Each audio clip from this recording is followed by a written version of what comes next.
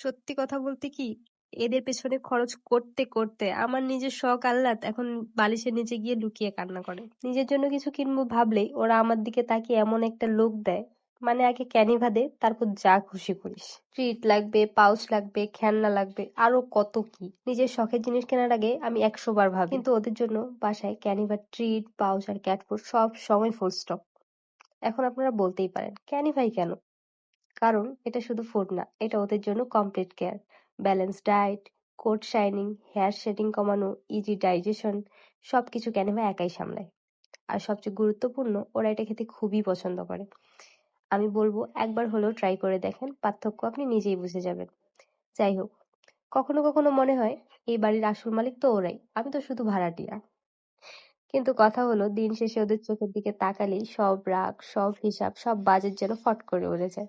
কারণ ওরা শুধু বিড়াল না, বাড়ির আসল ভিআইপি।